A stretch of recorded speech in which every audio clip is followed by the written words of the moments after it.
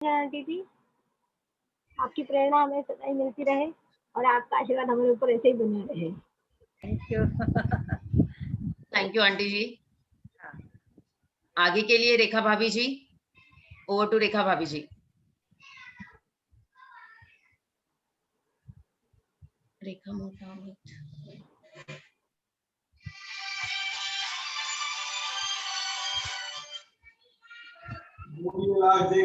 रेखा रेखा भाभी जी,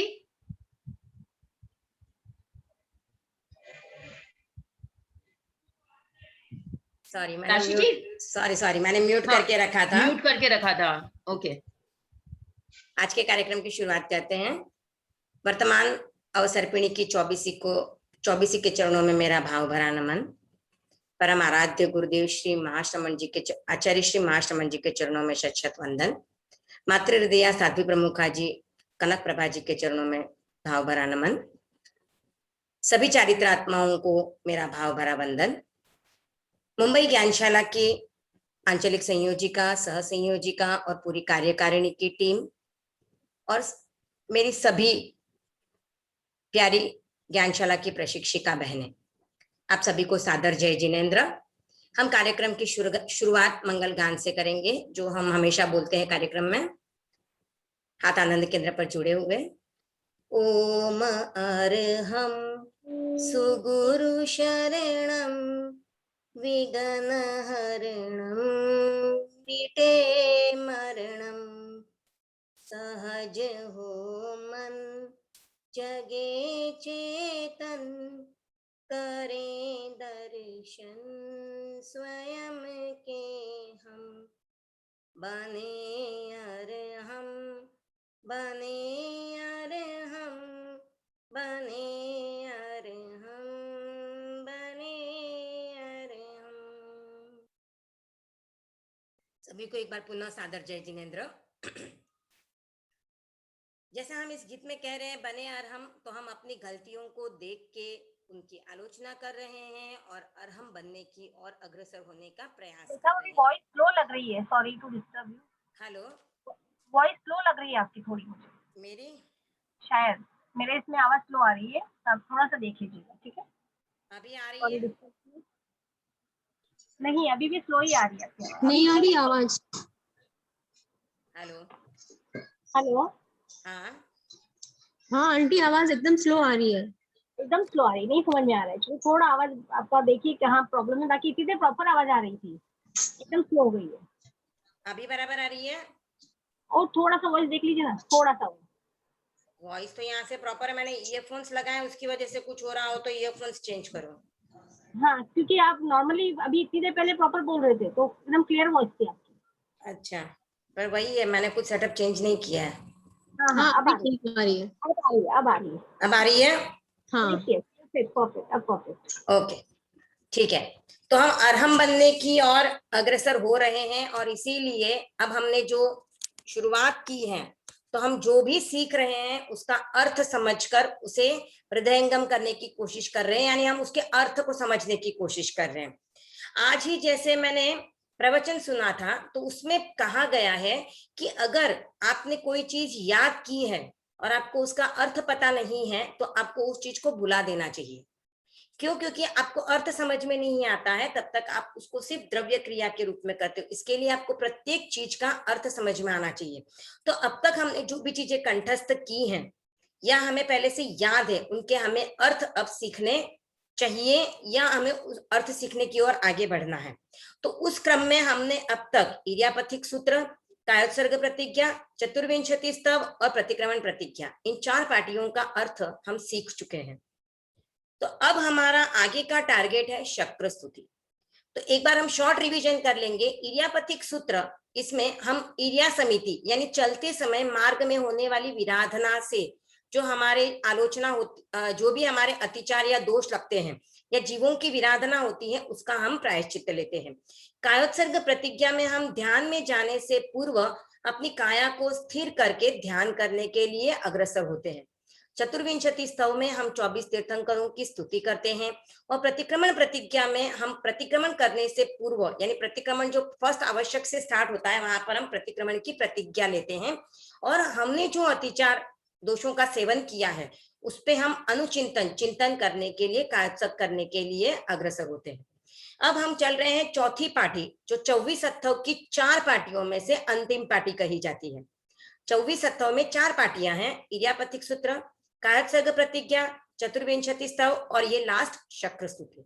तो ये 4 पाटियों की वजह से उसको 24 अत्थव कहा जाता है।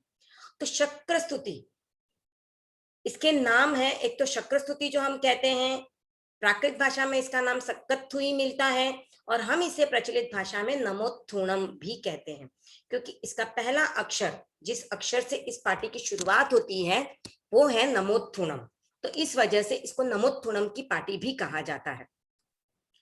तो यहाँ पर शक्र स्तुति का अर्थ क्या है हम ये समझेंगे। शक्र स्तुति में देवताओं के इंद्र ने जब तीर्थंकरों की स्तुति की है तो उस स्तुति को शक्र स्तुति कहा गया है। जब शकेंद्र तीर्थंकरों की स्तुति करते हैं तो उसे शक्र स्तुति कहा गया है। तो देवताओं ने जो स्तुति की है उसमें उन्होंने क्या किया, अब तीर्थंकरों की स्तुति हमने भी तो की चतुर्विंशति स्तव में, चतुर्विंशति स्तव और शक्र स्तुति में हम तीर्थंकरों की स्तुति ही करने की बात कर रहे हैं। तो दोनों में डिफरेंस क्या है। चतुर्विंशति स्तव में हम जो वर्तमान अवसर्पिणी है उसके 24 तीर्थंकरों का नाम लेकर स्तुति करते हैं। हमने देखा उसमें 24 तीर्थंकरों के नाम थे और शक्र स्तुति में 24 तीर्थंकरों के किसी भी एक भी तीर्थंकर का नाम नहीं है। यहाँ पर हम गुणों का वर्णन कर रहे हैं, तीर्थंकरों में क्या क्या गुण होते हैं हम उनका वर्णन करते जा रहे हैं और एक एक गुण का नाम लेकर हम गुणों की पूजा कर रहे हैं। जैसे हम क्या कहते हैं, जैन धर्म में नमस्कार महामंत्र जो है वो महान मंत्र है। क्यों? क्योंकि उसमें किसी व्यक्ति विशेष को नमस्कार नहीं किया गया है, उन महान आत्माओं को नमस्कार किया है जिनमें कुछ विशेष गुण होते हैं। तो ये गुण कौन से हैं? तो हम जो कहते हैं कि हम मूर्ति की पूजा नहीं करते, हम गुणों की पूजा करते हैं। तो ये गुण यहाँ पर वर्णित हैं तीर्थंकरों के, लगभग 48 के आसपास गुण हैं। अगर मैंने मिस्टेक नहीं की हो गिनने में तो लगभग इतने गुणों का वॉइस स्लो हो गई है, सॉरी। वापस स्लो हो गई है क्या? एक मिनट, तो मैं ये प्रॉपर आ रही थी, वापस स्लो हो गई है। नहीं आ रही है बराबर अभी तो। नहीं एक्चुअली आ रही है आवाज अच्छे से, अभी आ रही है जी, वॉइस बराबर है, बराबर है भाभी जी। तो क्या पता मुझे आवाज स्लो क्यों लग रही एकदम। तो जहां तक मेरी गिनने में गलती नहीं हुई हो तो लगभग 48 गुणों का वर्णन यहाँ पे आया है और सब गुण जो होते हैं सभी तीर्थंकरों में समान रूप से पाए जाते हैं। प्रत्येक तीर्थंकर का ज्ञान समान होता है। केवल ज्ञान प्राप्त होने के बाद केवल ज्ञान में कहीं पर भी कोई भी तरतमता नहीं होती है। पहले के 4 ज्ञानों में तरतमता होती है, यानी कम बेसी हो सकता है, किसी में कम किसी में ज्यादा पाया जा सकता है, पर केवल ज्ञान जब प्राप्त होता है तो वो एक जैसा होता है। तो तीर्थंकरों को जब केवल ज्ञान प्राप्त होता है उसके बाद सभी तीर्थंकरों के गुण समान होते हैं। तो शकेंद्र ने भगवान की स्तुति की है इन गुणों का वर्णन करते हुए, इसलिए इसे शक्र स्तुति कहा जाता है। इसको सक्कथुई भी कहा जाता है और नमोत्थुणम भी कहा जाता है। तो हम इसके शब्द उच्चारण की तरफ सबसे पहले बढ़ेंगे। शक्र स्तुति, नमोत्थुणम। अब जो नई बुक आई है उसमें नमोत्थु और नम को अलग से रखा गया है। तो आपको ये ध्यान रखना है कि नमोत्थु यानी नमस्कार करना और नम यानी हो, तो उस तरह से उसका अर्थ है। बाकी आप जब बोलते हो तब साथ में आ जाता है वो वर्ड नमोत्थुणम, बट आपको याद रहे कि ये वर्ड ब्रेक किया हुआ है। नमोत्थुणम, अर्हंताणम, भगवंताणम, आईगराणम, तिथयराणम। नमोत्थुणम, अर्हंताणम, भगवंताणम, आईगराणम, तिथयराणम, सहसंबुद्धाणम, पुरीसोत्तमाणम, पुरीस सिंहाणम, पुरीस सिंहाणम, पुरीस वर पुंडरीयाणम, सहसंबुद्धाणम, पुरीसोत्तमाणम, पुरीस सिंहाणम, पुरीस वर पुंडरीयाणम पुरिस वर गंध हत्थीणम लोगुत्तमाणम लोगनाहाणम लोगहियाणम पुरिसवर गंध हत्थीणम लोगुत्तमाणम लोगनाहाणम लोगहियाणम लोगपैवाणम लोगपैवाणम लोगपज्जोयगराणम अभयदयाणम चक्षुदयाणम लोगपैवाणम लोगपज्जोयगराणम अभयदयाणम चक्षुदयाणम मग्गदयाणम शरणदयाणम जीवदयाणम बोहिदयाणम मग्गदयाणम शरणदयाणम जीवदयाणम बोहिदयाणम धम्मदयाणम धम्मदेशयाणम धम्मनायगाणम धम्मसारहीणम धम्मवर चाउरंत धम्मदयाणम धम्मदेशयाणम धम्मनायगाणम धम्मसारहीणम धम्मवर चाउरंत चक्कवट्टीणम चक्कवट्टीणम दीवो ताणम शरण गई पैठा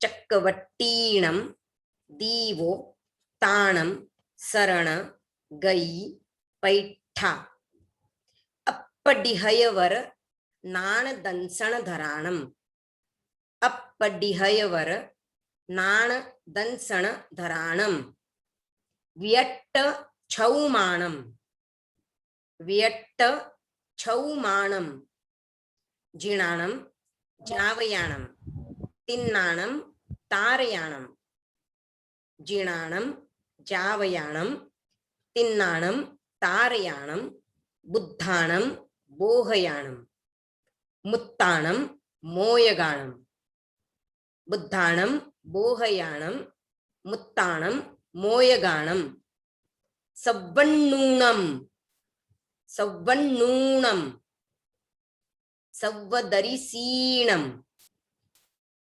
सव्वन्नूणम सव्वदरिसीणम सीव मयल, ये पूरा शब्द एक साथ है महुआ बाह तक। तो इसको आपको कैसे ब्रेक करना है देखते जाइए। एक साथ ही है पर उसको बोलते समय आप ब्रेक नहीं करोगे तो एक साथ बोल नहीं पाओगे। तो कहाँ पे ब्रेक करना है? सीव मयल मरुय मणंत मक्खय मौवा बाह। सीव मयल मरुय मणंत मक्खय मौवा बाह। म पुनरावत्तयम म पुनरावत्तयम सिद्धि गई नामधेयम सिद्धि गई नामधेयम ठाणम संपत्ताणम नमो जिणाणम जीयभयाणम। सीव मयल मरुय मणंत मक्खय मौवा बाह। म पुनरावत्तयम सिद्धि गई नामधेयम ठाणम संपत्ताणम नमो जिणाणम जीयभयाणम। ये हो गया शब्द का उच्चारण। एक बार हम पूरा शक्रस्तुति में एक साथ बोल रही हूं। शक्रस्तुति नमोत्थूणम अर्हंताणम भगवंताणम आईगराणम तित्थयराणम सहसंबुद्धाणम पुरिसोत्तमाणम पुरिस सिंहाणम पुरिस वरपुंडरीयाणम पुरिसवर गंधहत्थीणम लोगुत्तमाणम लोगनहाणम लोगहियाणम लोगपैवाणम लोगपज्जोयगराणम अभयदयाणम, चक्षुदयाणम, मग्गदयाणम, शरणदयाणम, जीवदयाणम, बोहिदयाणम, धम्मदयाणम, धम्मदेशयाणम, धम्मनायगाणम, धम्मसारहीणम, धम्मवर चाउरंत, चक्रवट्टीणम, दीवो, ताणम, शरण, गई, पैठा, अप्पडिहयवर, नाण दंसण धराणम,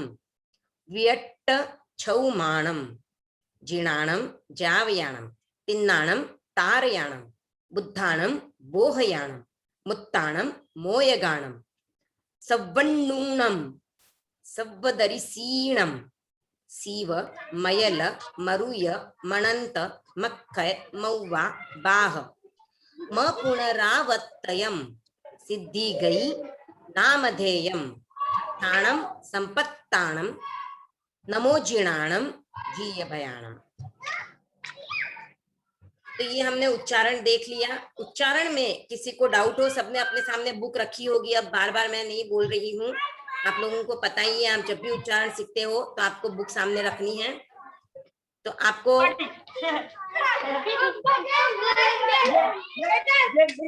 प्लीज जिसके यहाँ से भी ऑडियो अनम्यूट है, म्यूट रखिए। शक्र स्तुति का अर्थ हम सबसे समझे उसके पहले हमको कुछ शब्दों के अर्थ समझने बहुत जरूरी है, जो मुझे लगता है बहुत कंफ्यूजन रहता है, इसलिए हम उन अर्थों को पहले समझने जाएंगे। जैसे हमने शुरुआत में ही कहा था, शक्र स्तुति में देवताओं के इंद्र ने, शकेंद्र ने जब अरहंतों की स्तुति की थी, तो ये हाँ, ये जो शरणम के ऊपर डॉट आ गया है ना, वो बाय मिस्टेक है, प्रिंटिंग मिस्टेक है, क्योंकि अब तक की जितनी भी बुक्स है उसमें सब में शरण गई पैठा ही है, और शरण गई पैठा ही है, आप उसको ही कर लीजिए। ओके, तो अरहंत की स्तुति, यहाँ अरहंतों के गुणों की, अरहंतों की जब स्तुति की गई है, इसके लिए इसे शक्र स्तुति कहा गया है। तो हमको कुछ शब्दों के अर्थ समझने, अरहंत कौन होते हैं, तीर्थंकर कौन होते हैं, और केवली कौन होते हैं। इसके यहाँ से म्यूट अनम्यूट किया हुआ है, प्लीज म्यूट कीजिए, बहुत डिस्टरबेंस आ रहा है। शगुन जी श्री माल के यहाँ से वो म्यूट भी नहीं हो रहे, 2 बार म्यूट किया वापस अनम्यूट हो जाते हैं वो।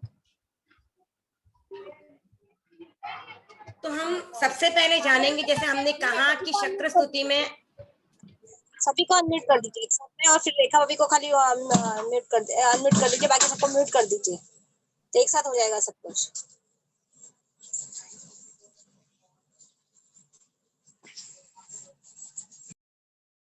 तो हम जानेंगे पहले कि अरहंत कौन होते हैं। अरहंत वो होते हैं जिनमें कुछ अर्हताएं होती हैं। अब वो अर्हताएं कौन सी हैं, तो उन्होंने 4 गणघाती कर्म का क्षय कर दिया है। 4 गणघाती कर्म ज्ञानावरणीय, दर्शनावरणीय, मोहनीय और अंतराय, इन 4 कर्मों का क्षय करने के बाद उनको केवल ज्ञान प्राप्त हो चुका है। केवल ज्ञान प्राप्त होने के बाद उन्होंने 4 तीर्थ, साधु, साध्वी, श्रावक और श्राविका, इस 4 तीर्थ की स्थापना की है, इसलिए वो तीर्थंकर या अरहंत कहलाते हैं। ऐसे अरहंत सिर्फ 24 ही होते हैं एक काल चक्र, एक अवसर्पिणी काल चक्र में, और उत्सर्पिणी काल चक्र में 24 होते हैं। तो टोटल कुल जो काल चक्र होता है अवसर्पिणी और उत्सर्पिणी का मिला के, उसमें टोटल 48, यानी एक अवसर्पिणी में 24 और दूसरे उत्सर्पिणी में 24, ऐसे 24 ही तीर्थंकर होते हैं। ये हमने चतुर्विंशति स्तव में जाना था। तो ये जो 24 तीर्थंकर है उन्हें ही अरहंत कहते हैं। अरहंत और तीर्थंकर सेम है। तीर्थंकर वो होते हैं जिन्हें तीर्थंकर नाम कर्म का उपार्जन किया हुआ है, इसलिए वो तीर्थंकर कहलाते हैं। अब केवल ज्ञान प्राप्त करने वाले बहुत साधु हो सकते हैं, पर तीर्थंकर सिर्फ 24 ही होते हैं। यानी 4 गणघाती कर्म का क्षय करने के बाद, केवल ज्ञान प्राप्त होने के बाद जो केवल ज्ञानी कहलाते हैं, उस स्टेज तक पहुंचने वाले बहुत लोग हो सकते हैं। जैसे मैंने पहले भी बताया हुआ है, शायद भगवान महावीर के समय पे 700 केवल ज्ञानी साधु थे। तो 700 केवल ज्ञानी हो चुके थे, पर उस समय पे भगवान महावीर सिर्फ एक तीर्थंकर थे। तो वैसे ही केवल ज्ञानी कितने भी हो सकते हैं, पर तीर्थंकर और अरहंत सिर्फ 24 ही होते हैं। तो ये हमें डिफरेंस पता होना चाहिए। और जो अरहंत होते हैं वो अरहंत बन गए हैं, अब वो सिद्ध बनने ही वाले हैं। अब उनको सिद्ध बनने से कोई नहीं रोक सकता। वो अपना जो केवल ज्ञान प्राप्त करने के बाद उनका जो टाइम है कि वो लोगों को धर्म का उपदेश देंगे, इस संसार समुद्र से तीरने का मोक्ष मार्ग लोगों को बताएंगे, वो उनका जो टाइम स्पैन है वो उतना यहाँ पे बिताने के बाद इस संसार में वो उसी भाव में सिद्ध होने ही वाले हैं। तो ये हमने जान लिया। अब हम चलेंगे शक्र स्तुति के अर्थ की तरफ। नमोत्थूणम, नमस्कार हो। अरहंताणम तो अरहंत को, भगवंताणम भगवान को, तो अरहंत भगवान को। अब हम जो कहते हैं कि हम भगवान को नहीं मानते हैं, क्या आप सब जानते हैं तेरापंथी भगवान को मानता है या जैन धर्म भगवान को मानता है या नहीं मानता है? तो इस क्वेश्चन का आंसर है कि जैन धर्म भगवान को मानता है, पर भगवान को सृष्टि का कर्ता हर्ता के रूप में नहीं मानता है। ये बात आप माइंड में क्लियर रखिए। जैन धर्म भगवान को मानता है, पर जैन धर्म भगवान को सृष्टि का कर्ता हर्ता रूप में नहीं मानता है। यानी ईश्वर ही सब कुछ करता है, ईश्वर ही पत्ता हिलाएगा तो यहाँ पे ये होगा, ईश्वर ही सुख देता है, ईश्वर ही दुख देता है। तो ये सब चीज जैन धर्म नहीं मानता। जैन धर्म मानता है कि इंसान अपनी करनी का फल स्वयं उसका करता है और उसका फल भी वही भोगता है। तो जो उसने किया है उसका फल ही उसको मिलना है, उसमें भगवान कुछ नहीं करते। अब जैन धर्म के भगवान कौन है? जैन धर्म के भगवान वो हैं जिन्होंने 8 कर्मों का क्षय कर दिया है, और क्षय करने के बाद वो सिद्धशिला नामक क्षेत्र में जाके अवस्थित हो चुके हैं, यानी सिद्ध बुद्ध मुक्त हो चुके हैं। अब वो वापस इस संसार में जन्म नहीं लेने वाले हैं, वो हमारे भगवान हैं। अब सोचिए, जिन्होंने 8 कर्मों का क्षय कर दिया है वो हमें फल देने के लिए इस संसार में वापस आएंगे क्या? नहीं आने वाले। हमारे भगवान ही ऐसे हैं जो एकदम इम्पार्शियल है। पार्शियलिटी नाम की कोई चीज ही नहीं है। वो जाके अपनी आनंद में रमण करते हैं।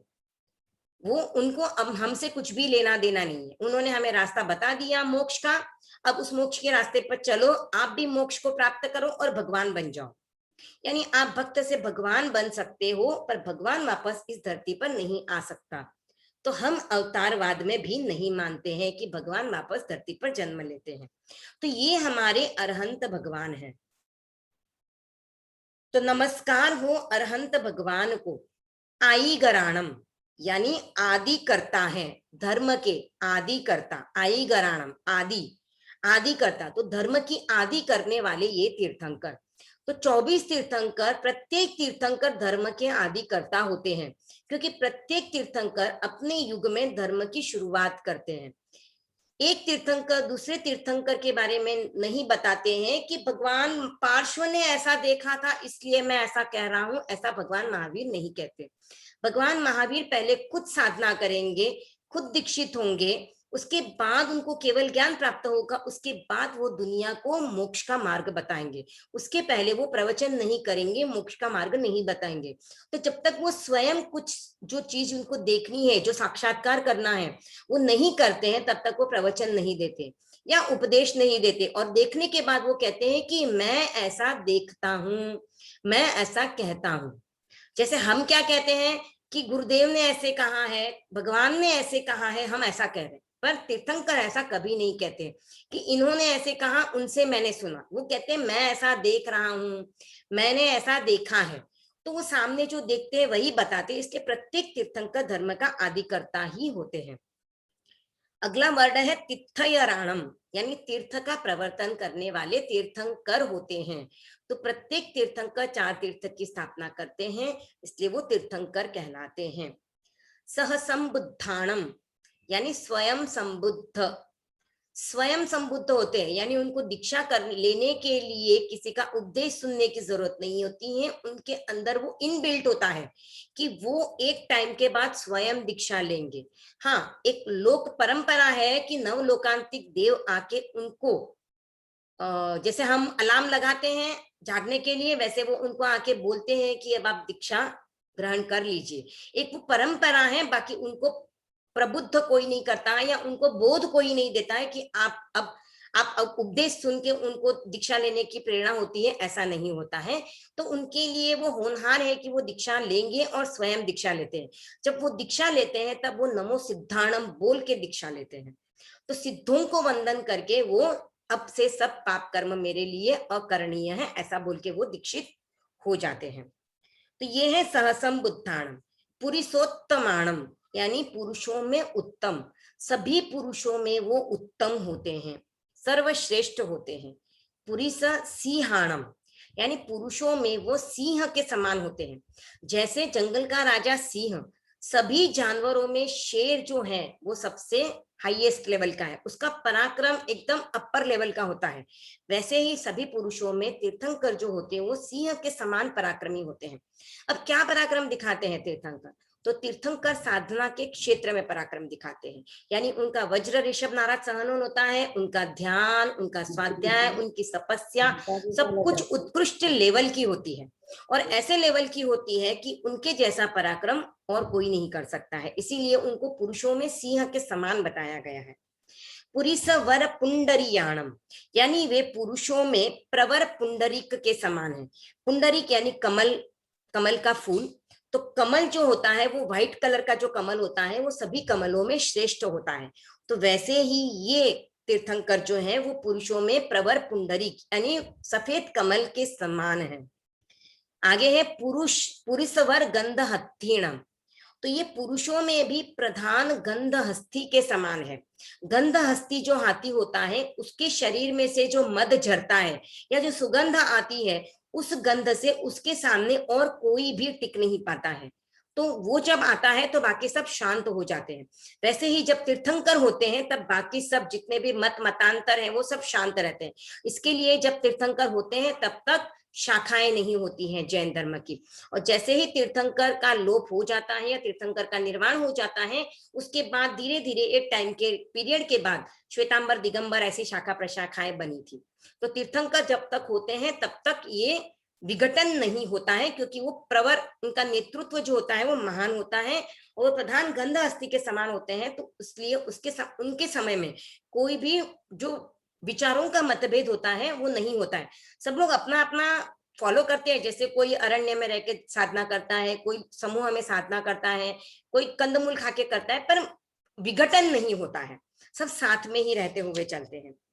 उसके बाद वर्ड आता है लोगुत्तमाणम यानी लोक में उत्तम है। तो तीनों लोकों में सर्वोत्तम तीर्थंकर है। लोग नाहाणम यानी लोक के नाथ है। नाथ कौन होते हैं? जो सभी को शरण देने वाले होते हैं, सबके त्राता होते हैं, सबको रास्ता बताने वाले होते हैं। तो ये तीर्थंकर जो है वो लोक के नाथ हैं, यानी लोक के सभी प्राणियों को सहारा देने वाले हैं, सबको अपने शरण में रखने वाले हैं, अपने आश्रय में रखने वाले हैं। लोग हियाणम यानी लोक का हित करने वाले हैं, लोक के हितकारी हैं, यानी वो सभी जीवों का कल्याण चाहते हैं। भले ही वो एकेंद्रिय, द्विंद्रिय, त्रिंद्रिय, चतुरेंद्रिय, पंचेंद्रिय कोई भी जीव हो, सबका हित चाहते हैं और सबका हित चाहते हैं। इसीलिए उनके संवत्सरण में सभी जानवर, मनुष्य, तिर्यंच सभी आके आराम से बिना किसी भय के बैठ सकते हैं। लोग पैवाणम यानी लोक में प्रदीप यानी दीपक के समान है। दीपक जैसे खुद प्रकाश करता है और पूरी दुनिया को भी प्रकाशित करता है, तो तीर्थंकर भी इस लोक में दीपक के समान है। स्वयं तो प्रकाशित है ही, पर पूरे लोक को भी प्रकाशित कर देते हैं। लोग पज्जोय गराणम, आगे वापस उनका वही आ गया, लोग में उद्योत करने वाले। तो लोक को प्रकाशित करने वाले वो दीपक के समान है और लोक को प्रकाशित करने वाले हैं। अभय दयाणम, अभय दान देने वाले हैं। सब पारमार्थिक दान का सब जो दान है, तीन प्रकार के दान है पारमार्थिक दान, ज्ञान दान, संयति दान और अभय दान। तो ये अभय दान है। तो 6 काय के जीवों को अभय दान देने वाले हैं। तीर्थंकर की ओर से किसी भी जीव को भय नहीं रहता है, प्रत्येक जीव अभय महसूस करता है और तीर्थंकर की शरण में आकर अभय बनकर बैठ जाता है और उनका प्रवचन सुन सकता है। चक्षुदयाणम यानी चक्षु का दान देने वाले। अब कौन से चक्षु का दान देने वाले? चक्षु तो हम अपने लेके आए हैं, जो दर्शन हमारे दर्शनावरणीय कर्म का क्षयोपशम है, इस वजह से हमें चक्षु इंद्रिय प्राप्त होती है। तो ये जो चक्षु दिए जा रहे हैं वो हमें ज्ञान रूपी चक्षु दिए जा रहे हैं, जो हमें ज्ञान का प्रकाश देते हैं, और जिस वजह से हमारे अंदर के जो हमारे नेत्र हैं, हमारी आत्मा की, अंतरात्मा की आंखें खुल जाती है। इस प्रसंग में मुझे एक घटना याद आ रही है जो श्रावक संबोध में आई हुई है। ईसा मसीह के पास एक व्यक्ति गया जो अंधा था। तो उसने जाके ईसा मसीह से कहा कि मैं अंधा हूं। तो ईसा मसीह ने कहा तुम्हें क्या चाहिए? तो उसने कहा मुझे आंखें चाहिए। तो ईसा मसीह ने उनको इस तरह से हाथ घुमाया कि उसको रोशनी आंखों की आ गई। अब कुछ समय बीता, उसको सब दिखने लग गया। एक बार ईसा मसीह जा रहे थे और वही व्यक्ति एक वेश्या के पीछे दौड़ रहा था। तो ईसा मसीह ने उसको रोक के पूछा, भाई तुम तो वही हो ना जिसको मैंने आंखें दी थी, यानी आंखों में ज्योति दी थी? तो उसने कहा हाँ मैं वही हूँ। तो मैंने तुम्हें आंखों की ज्योति इसलिए तो नहीं दी थी कि तुम वेश्या के पीछे भागो, ऐसे व्यभिचार करो, इस तरह के गलत काम करो। तो उसने क्या कहा, आपने मुझे आंखें तो दी पर मेरी भीतर की आंखें नहीं खोली। तो आप किसी को नेत्रों का दान देते हो, उससे ज्यादा अच्छा होता है कि आप किसी की भीतर की आंखें खोल दो, यानी किसी को आप ज्ञान के नेत्र दे दो, जिससे कि उसको सही गलत का विवेक आ जाए, और वो सही क्या है गलत क्या है उसको समझ के गलत को छोड़ दे और सही को अपनाए। तो ऐसे नेत्रों का दान देने वाले हैं तीर्थंकर।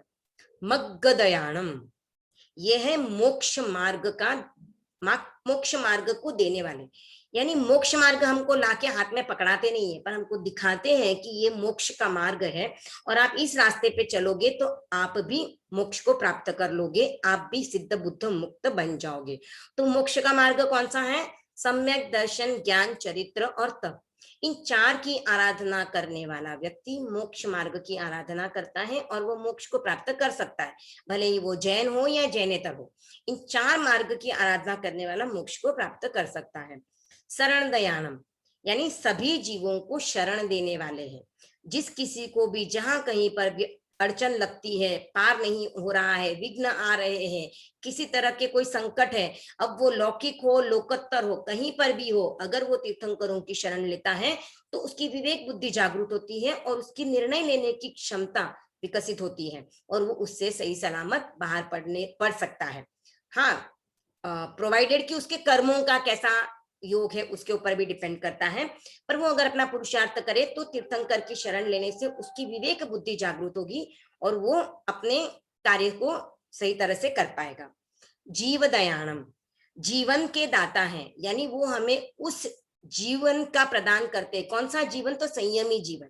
आपको किस तरह से अपनी इंद्रियों पर कंट्रोल रखना है, आपको कैसे अपनी आकांक्षाओं पर कंट्रोल करना है, आपको किस तरह से संयम को अपनाना है, आप गृहस्थ में रहते हुए भी संयम कैसे कर सकते हो, इन सब चीजों का ज्ञान हमें देने वाले तीर्थंकर हैं। बोधि दयानम, बोधि देने वाले। तो कौन सी बोधि? बोधि यानी सम्यक्त्व, जो हमें ज्ञान कराता है कि ये चीज सही है, ये तत्व ऐसा है, इसको ऐसा समझना है, ये तत्व गलत है, इसको हमें छोड़ देना है। तो हम जब तत्वों को जान लेते हैं तो जानने योग्य तत्वों को जान के जो छोड़ने वाले तत्व हैं उनको छोड़ सकते हैं। तो ये बोधि हमें तीर्थंकरों द्वारा प्रदान होती है। आगे है धम्म दयानम, यानी धर्म के दाता है, तो हमें धर्म का रास्ता बताते हैं। धम्म देशयानम, धर्म का उपदेश देते हैं कि आपको किस तरह से धर्म को अपने आचरण में लाना है। धम्म नायगानम, यानी धर्म के नायक होते हैं, क्योंकि उन्हीं से उस युग में धर्म की शुरुआत होती है, तो वो धर्म के नायक होते हैं, लीडर होते हैं। धम्म सारहीणम, यानी धर्म के वो सारथी हैं, तो धर्म रूपी रथ को वो सारथी बनकर उस रथ का वहन करते हैं और हम उस रथ के पीछे पीछे चलते हैं। धम्म वर चाउरंत, वो धर्म के चक्रवर्ती हैं। तो धर्म में चक्रवर्ती है, तो कैसे चक्रवर्ती हैं? वो चारों ही गतियों को, धम्म वर चाउरंत, तो चारों ही गतियों को वो जीत लेते हैं, इसीलिए वो सिद्ध गति को प्राप्त होते हैं, जो हमें पांचवी गति कहते हैं। जैसे चक्रवर्ती जो होता है वो चारों ही दिशाओं पे विजय प्राप्त कर लेता है, इसीलिए उसे चक्रवर्ती कहा जाता है।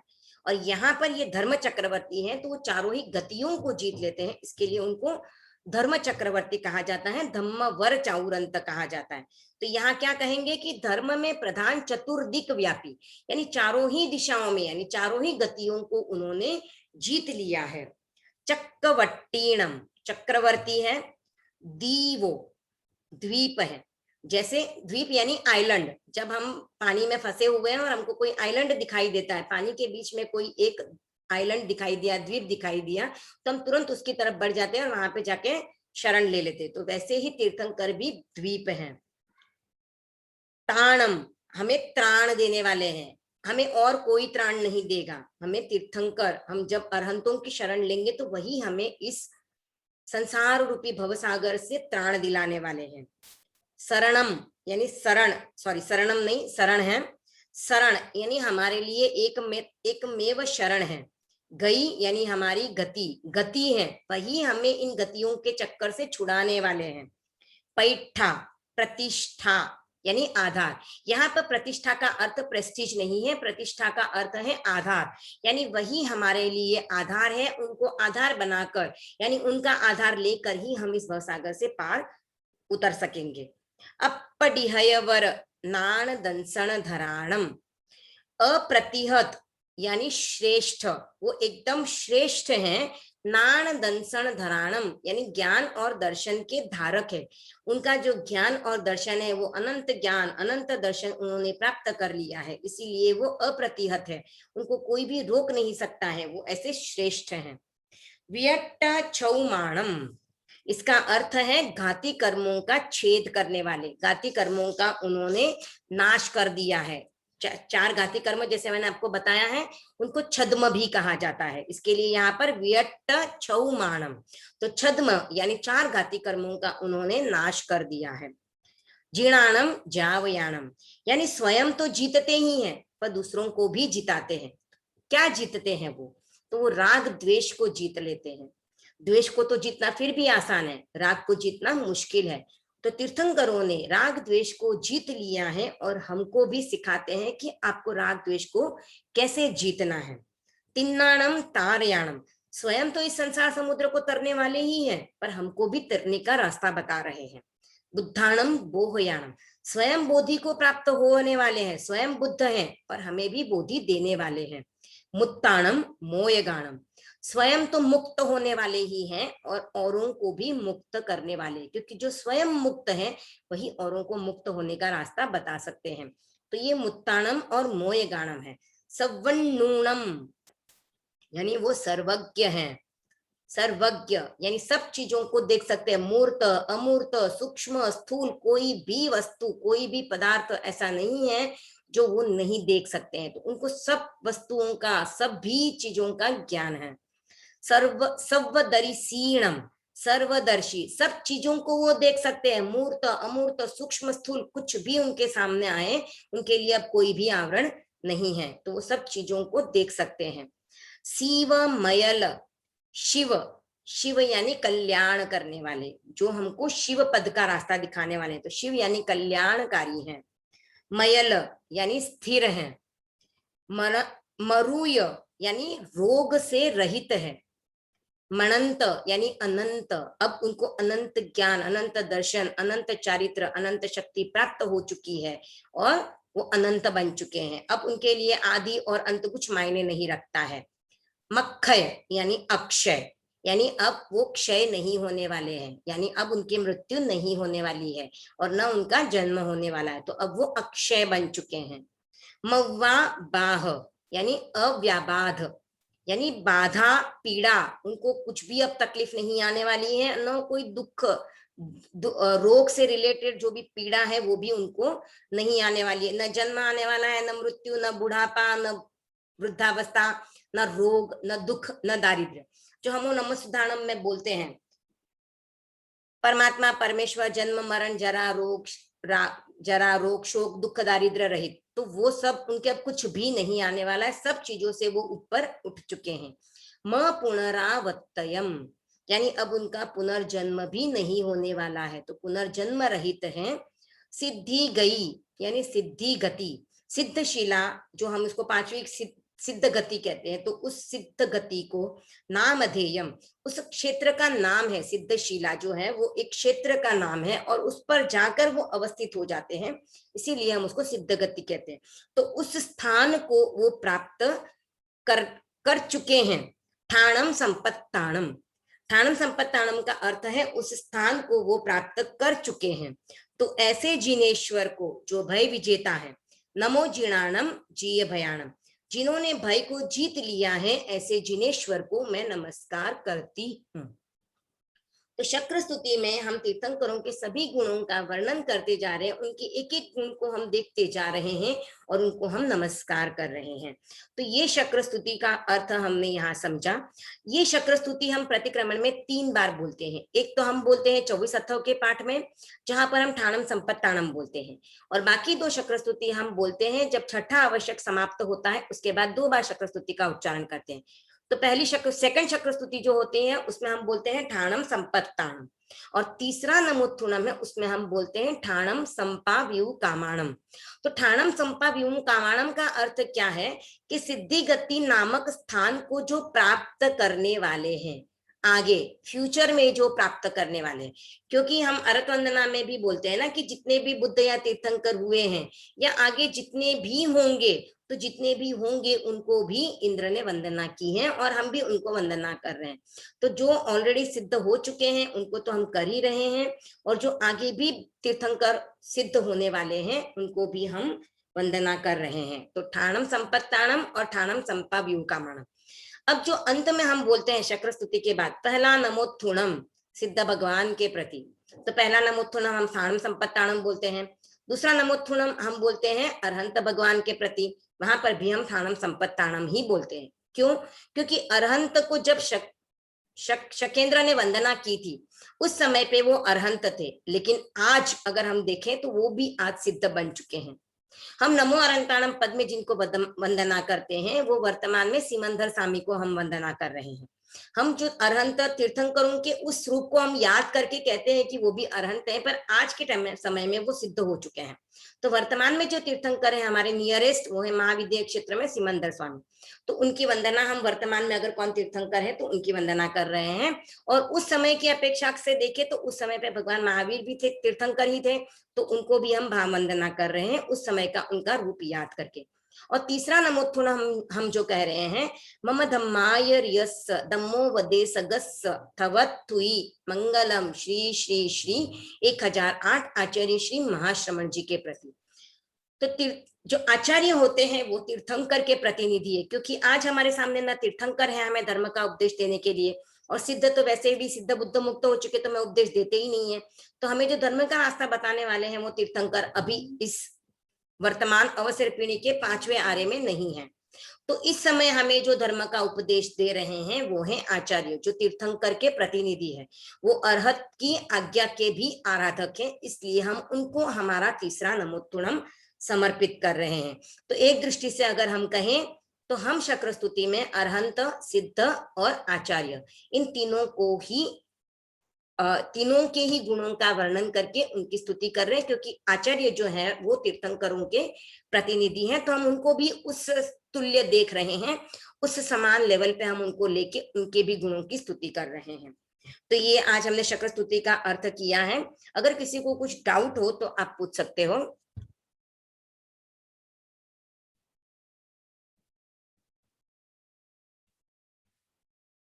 ठीक है, तो किसी को कोई डाउट नहीं है तो आपके लिए एक छोटी सी क्विज है। अगर मैं लिंक शेयर करती हूँ। रेखा भाभी जी, हाँ, सीमा जी सोनी का हैंड रेज आया है। ओके, ठीक है। साइंस से। जय बोलो। जिनेन्द्र भाभी जी। हाँ, जय जिनेन्द्र। हाँ, ये जो ठाणम संपत्ताणम और संपाव विकामाणम दोनों का अर्थ फिर से समझाइए ना। हाँ, ठाणम संपत्ताणम का अर्थ है, उसके पहले आया है सिद्धि गई नाम अधेयम। तो सिद्धि गति नामक स्थान को जो संप्राप्त है यानी प्राप्त कर चुके हैं तो वो है अरहंत और सिद्ध। और संपा व्यू कामाणम यानी उस स्थान को प्राप्त करने वाले हैं नियर फ्यूचर में, आगे फ्यूचर में वो उसको प्राप्त कर सकते हैं, करेंगे भी, कर सकते भी हैं, जो भी है हम अपनी तरफ से, मतलब वो उसका अर्थ वो है। और किसी का कोई डाउट है? मैं लिंक शेयर कर रही हूं, आपको लिंक को ज्वाइन करना है।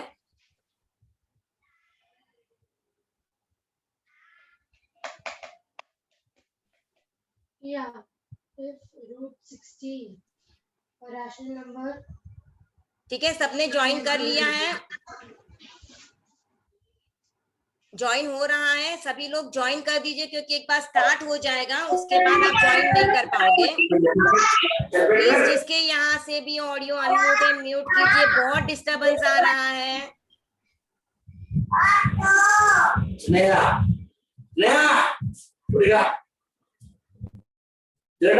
थोड़ा जल्दी क्विक कीजिए, लगभग 55 के आसपास।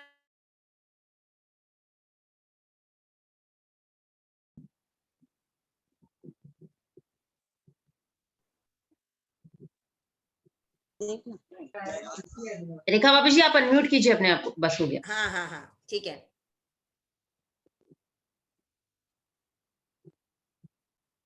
ज्वाइन हो गए सब लोग? मुझे यहाँ पे सिर्फ 21 ही पार्टिसिपेंट्स दिखाई दे रहे हैं। एक बार स्टार्ट होने के बाद आप ज्वाइन नहीं कर पाओगे, तो प्लीज जिनको भी इंटरेस्ट है, क्विज करनी है, क्वेश्चन आंसर्स करने हैं, तो जल्दी ज्वाइन कीजिए।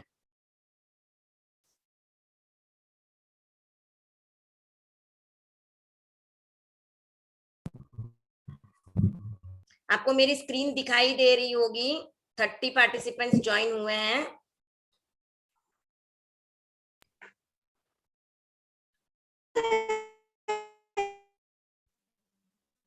थोड़ा क्विक।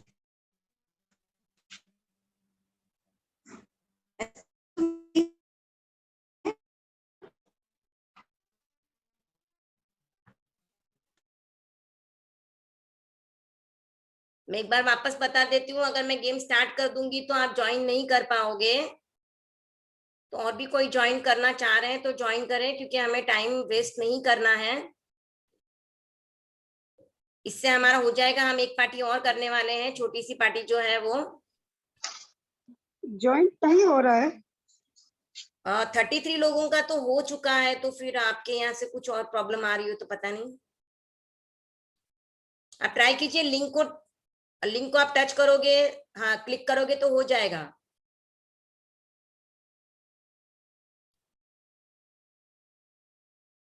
तो 34 लोग हो चुके हैं। और किसी को प्रॉब्लम आ रही है ज्वाइनिंग में?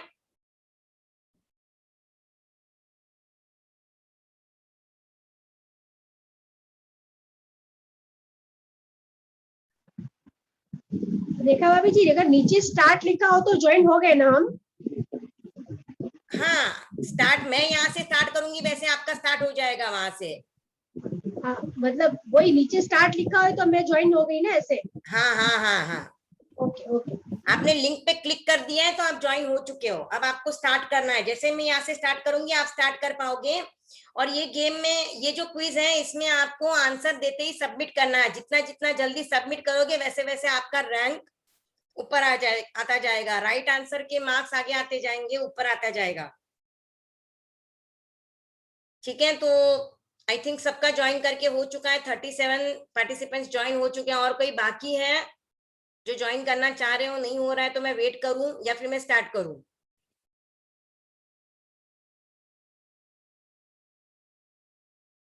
ओके, आई थिंक सबने ज्वाइन कर लिया है। और बाकी लोगों को शायद या तो ज्वाइनिंग में डिफिकल्टी हो रही है या इंटरेस्ट नहीं है ज्वाइन करने में।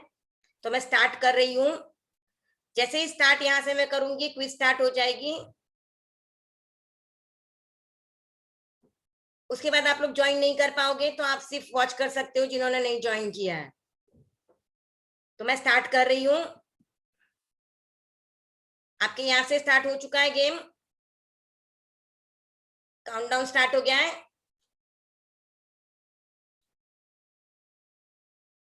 यस रेखा भाभी जी, रेडी। आप जैसे जैसे आंसर करोगे, देखो आपको लीडर बोर्ड दिखता जा रहा है।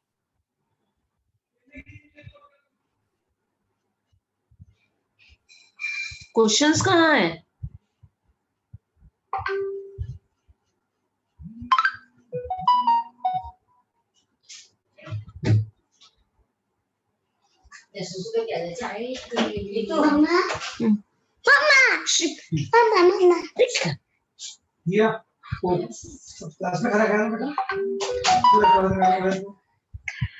क्वेश्चंस कहाँ है इसमें?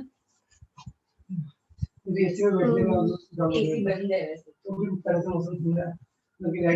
जी क्वेश्चन कहाँ है? क्वेश्चन क्वेश्चन उसमें ये आते जाएंगे क्वेश्चन। देखा भाभी जी कुछ भी नहीं आ रहा है। कुछ भी नहीं आ रहा है। ग्रीन और पिंक वाला वो आ रहा है। Enter your name Maya, the quiz name is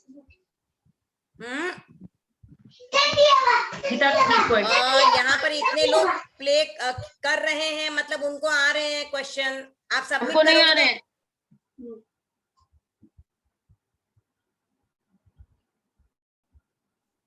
देखो अब तक मीना बड़ाला हाईएस्ट चल रहे हैं। हमारा 10 तो क्वेश्चन है। देखा भाभी जी कुछ भी नहीं आ रहा है। हमारे क्वेश्चन आ ही नहीं रहे हैं। हाँ क्यों नहीं आ रहा है? ये जो अटेम्प्ट कर रहे हैं उनके आ रहे हैं क्वेश्चन। हमारे नहीं आ रहे हैं। क्लिक करो उसके ऊपर, किसके इस ऊपर? पे क्लिक करना है। सबमिट करोगे आंसर तो आगे का क्वेश्चन आएगा। एक भी क्वेश्चन नहीं आया। तो इतने लोग अटेम्प्ट कर रहे हैं।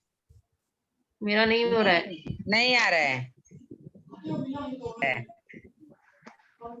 ना नी यहाँ पे क्या चला रहे हो? मीना बड़ाला अभी तक हाईएस्ट है, उसके बाद निकिता, फिर मीना भंडारी, सीमा, पिंकी कोठारी, लीला धाकड़। 10 क्वेश्चन है। एक भी क्वेश्चन नहीं दिख रहा है इसमें। एक भी क्वेश्चन भी नहीं दिख रहा है। सिर्फ है ना ग्रीन और पिंक वाला, मतलब वो लाइन दिख रही है बस, कहीं येलो और पिंक। एक मिनट। वो तो दूसरों का स्कोर आ रहा है। हाँ, दूसरों का स्कोर आ रहा स्कोर आ है। रहा ये है। स्क्रीन पे हाँ, सिर्फ वो स्कोर ही स्कोर आ रहा है। दिखेगा।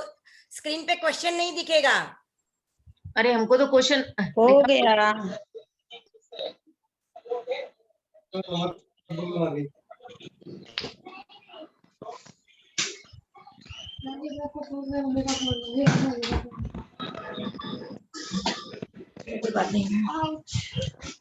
नहीं सीखने का है।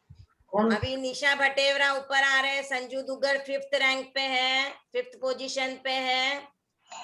जिसके राइट होते जाएंगे उसका नंबर ऊपर आता जाएगा। सीमा 1st पोजीशन पे आ चुके हैं। जितने राइट होंगे वैसे आप ऊपर बढ़ते जाओगे। अरे गूगल फॉर्म वगैरह सब बनाना सीखना है। कहाँ जाओ? पूछो।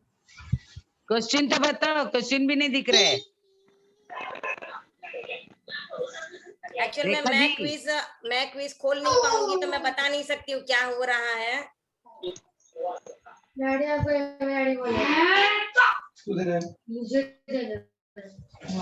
सभी का अटेम्प्ट करके बोलो तो सही।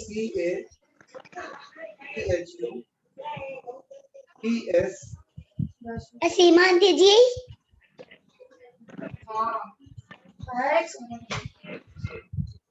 मत करो। धीर जैन अभी ये आगे आ गए हैं। सबका अटेम्प्ट करके हो चुका है। 10 क्वेश्चन ही है ना कि और होंगे? 10 ही है, 10 क्वेश्चन है। ओके।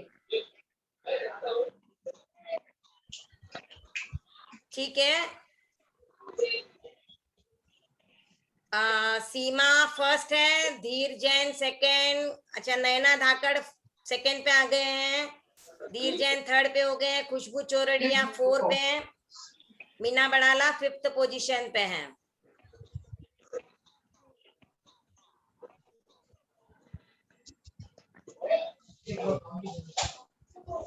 ओके।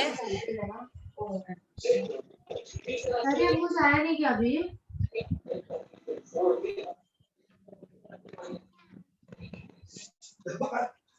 दादी बाहर क्यों सो रही है? ये बोल दे। कितने में भेजे होंगे आपने? क्या?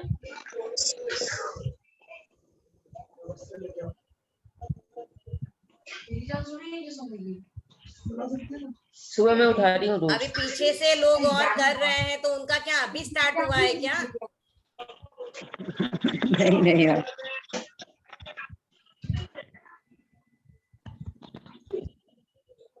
नैना धाकड़ 10 out of 10। हमारा नैना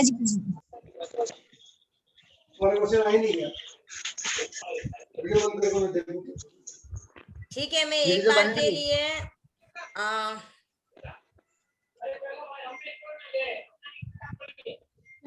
रेखा जी वंदना कुछ जैन, भी नहीं दिख रहा है, हाँ कुछ भी नहीं दिख रहा है क्वेश्चन। हमारे को एक भी क्वेश्चन नहीं दिख रहा है।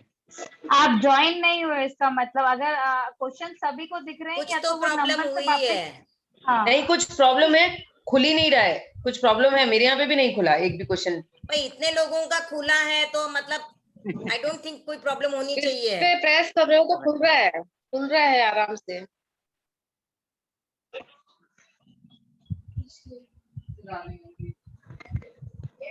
अच्छी क्विज थी रेखा जी, हाँ क्विज बहुत अच्छा था।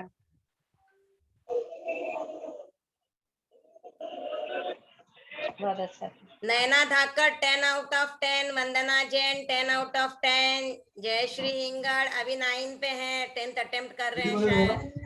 ओमरम बंद है मेरा वीडियो, बंद है। पंकज ओमर वर्मा हम सभी 6 लिंक करे आ रही है, हुए लिंक भी नहीं हैं। है। ओ जयश्री अरे हिंगड़ लिंक नहीं आ रही है, वो 10 ऊपर आउट ऑफ है। पहले 10 गई ना। है। अरे वो नहीं खुल रही है। ठीक है, मैं एक बार के लिए क्विज अभी एंड कर रही हूँ। कामिनी जी आवाज आ रही है आपकी?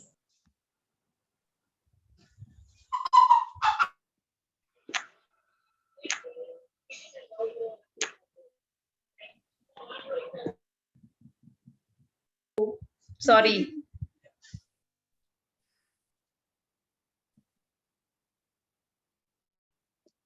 तो ये क्विज नैना धाकड़ 10 में से 10 10 करेक्ट गए। नैना वापस हम खेला ये क्या क्विज तूने? बाद में कर सकते डबल हैं बार क्या? खेला नैना जी ने। हम ये उत्तेजन ने क्विज 2 बाद में बार खेल किया सकते है। हैं क्या? हेलो हाँ रेखा जी, हम ये क्विज बाद में खेल सकते हैं क्या? हाँ हाँ, मैं वापस लिंक सेंड करती हूँ ग्रुप में, आप लोग खेल सकते चलेगा, हो, देख लेना। चलेगा, और चलेगा। एक्चुअल में मैंने उसमें बंद किया था कि सेकंड टाइम अटेम्प्ट नहीं कर सकते हैं, पर मुझे लगता है नैना ने, जयश्री ने वापस अटेम्प्ट किया है, इसलिए उनके 10 आउट ऑफ 10 आ गए हैं। ठीक है, चलिए कोई बात नहीं है, हम लोगों ने सिर्फ ये मेरी प्रामाणिकता है। ओके, 2 बार खेली है उसकी। ठीक है, चलो ये भी एक ऑनेस्टी है। सही बात है, सही बात है। ठीक है, चलिए बहुत अच्छा। बहुत ही सिंपल क्वेश्चन डाले थे कि आपका एक रिवीजन हो जाए और कुछ थोड़ी चीजें आपको एक्स्ट्रा पता चल जाए। तो एक बार आप क्वेश्चन रिपीट करिए ना, सिर्फ क्वेश्चन एक बार मालूम पड़े हमारे नहीं को। तो जो बाद में करने वाले हैं क्विज, उनके लिए थोड़ा सस्पेंस रहने दीजिए, क्वेश्चन अभी ओपन नहीं करते हैं। मैं ओके लिंक ओके, शेयर करती चलेगा हूँ ग्रुप में, तो बाकी लोग भी कर पाएंगे। ठीक है, तो अभी चलेगा। हम लोग नेक्स्ट पार्टी ले लेते हैं, आलोचना सूत्र। हाँ, ठीक है। ये जैसे हमने लास्ट टाइम छोटी सी पार्टी की थी, वैसे ही अभी आलोचना सूत्र कर रहे हैं। आलोचना सूत्र, तो हम अब तक यही देख रहे हैं कि प्रतिक्रमण में हम आलोचना ही कर रहे हैं हमारे अतिचारों की, हमारी दोषों की। तो वैसे ही ये आलोचना सूत्र में भी हम आलोचना ही कर रहे हैं। हमने कुछ अगर बुरा कुछ किया है, किसी का खराब चिंतन किया है, किसी के बारे में हमारे से शारीरिक कोई खराब मतलब बुरा चिंतन, हमारे शरीर से हमने किसी के साथ कुछ बुरा किया है, मन में अगर हमारे कोई बुरा चिंतन आता है तो भी एक बात को आप ध्यान रखिए कि जब हम कुछ भी प्रवृत्ति कर रहे हैं, शुभ करो या अशुभ प्रवृत्ति करो, आपके कर्मों का बंधन तो 24/7 हो ही रहा है। तो आप शुभ प्रवृत्ति करोगे तो आपके शुभ कर्मों का बंधन हो रहा है, आप अशुभ कर्म कर रहे हो तो अशुभ कर्मों का बंधन हो रहा है। आप जितनी आसक्ति से कर्म कर रहे हो उतने गाढ़ कर्मों का बंधन हो रहा है, और जितनी अनासक्ति से कर रहे हो उतने लूज कर्मों का बंधन हो रहा है। ठीक है, तो आपको ये चीज का ध्यान रखना है, हम कितने अनासक्त रह के काम करें, क्योंकि हम तो संसार में फंसे हुए हैं। यहाँ से निकलने का पता नहीं हमारे लिए मौका है भी या नहीं है, क्योंकि अब तक तो हमारे किसी के वैराग्य का जागरण हुआ नहीं है कि हमें लगा हो कि हम दीक्षा लेना चाह रहे हैं। तो पता नहीं ये अब तो मतलब मेरी तो एज निकल गई है, तो अब अगर मेरे भाव होते भी हैं तो मुझे गुरुदेव आज्ञा प्रदान करते हैं या नहीं करते हैं मैं बोल नहीं सकती। कोई अगर 45 के अंडर हो और जिनको लगे कि मैं दीक्षा ले सकती हूँ, तो अगर उनके वैसे कर्मों का क्षयोपशम हुआ होगा तो वो दीक्षा ले पाएंगे, अदरवाइज वो भी पॉसिबल नहीं है। तो हमें क्या करना है, हम जहां पर हैं वहां पर हम कैसे कर्मों का बंधन कम से कम और कितने लूज कर्मों का बंधन कर सके, क्योंकि हम क्या कोशिश कर रहे हैं कि हमें कर्मों का बंधन कम करना है, पर वो कितना हल्का करेंगे, जितना हल्का करेंगे उतना उसको काटना भी हमारे लिए आसान होगा। तो जितने हल्के कर्मों का बंधन होगा उतने जल्दी हम उनको काट भी पाएंगे। तो यहाँ पर हम आलोचना सूत्र में वही कर रहे हैं। तो हम आलोचना कर रहे हैं, अगर आप रात को सोने से पहले ये आलोचना सूत्र, जीव योनि और क्षमा याचना सूत्र, ये 3 सूत्र बोल के आप सब जीवों से खमत खामना करके सोते हो, तो आपने दिन भर में, आपने भले ही प्रतिक्रमण नहीं किया है, पर फिर भी आपकी सब जीवों से आलोचना हो जाती है, सब आपके जो दोष लगे हैं उनकी भी आलोचना हो जाती है, आप सबसे खमत खाना भी करके हो जाता है। तो एक तरह से आप भाव प्रतिक्रमण करके अपने भावों से शुद्ध हो जाते हो। तो हम इसका उच्चारण देखेंगे। आलोचना सूत्र तस्स सव्वस्स देवसीयस्स अय्यारस्स। देखिए यहाँ पर पीछे डबल स है, तो इस पे आपको जोर देना है।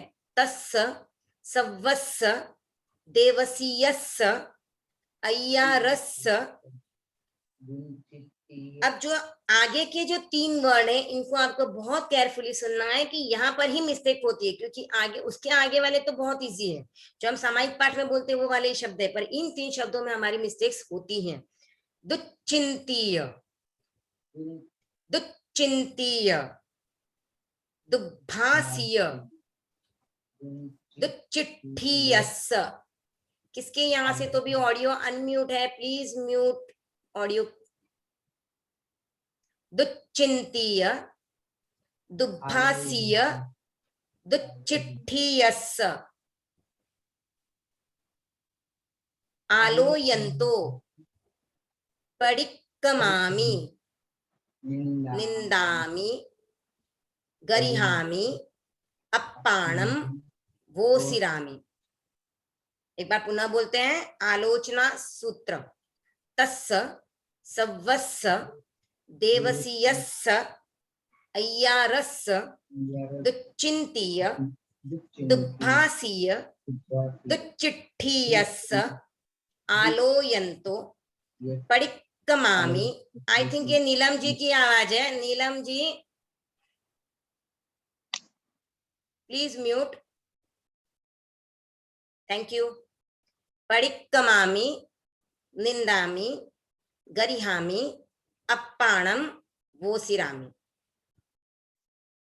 यहाँ पर हम क्या कह रहे हैं? तस्स, तस्स का अर्थ होता है उन, यानी जो मेरे पहले लग चुके हैं। क्या? सभी, सव्वस्स, देवसीयस्स दिवस संबंधी, अय्यारस्स अतिचार यानी दोष, जो भी मेरे दिवस संबंधी सभी अतिचार लगे हैं। अब कौन कौन से अतिचार लगे हैं? तो दुश्चिंतीय, अगर मैंने किसी के लिए मन में बुरा विचार लाया, दुष्चिंतन किया, खराब चिंतन मेरे मन में आया। दुर्भासीय, अगर मैंने किसी के लिए बुरे वचन कहे, दुर्वचन मैंने अगर कहे। दुश्चिट्ठीयस्स, यानी मैंने शरीर की कोई खराब चेष्टा की, यानी शरीर से मैंने किसी के लिए खराब कुछ किया, जैसे मैंने ऐसे हाथ उठाया, किसी को मार दिया, कुछ भी ऐसे मैंने हाथ से अगर मैंने किया, मेरी बॉडी के द्वारा अगर मैंने किसी के साथ कुछ दुर्व्यवहार किया है, तो आलोयन्तो, उसकी मैं आलोचना करती हूँ। परिक्कमामि, प्रतिक्रमण करती हूँ, उससे मैं निवृत्त होती हूँ, दूर होती हूँ। निंदामि, निंदा करती हूँ।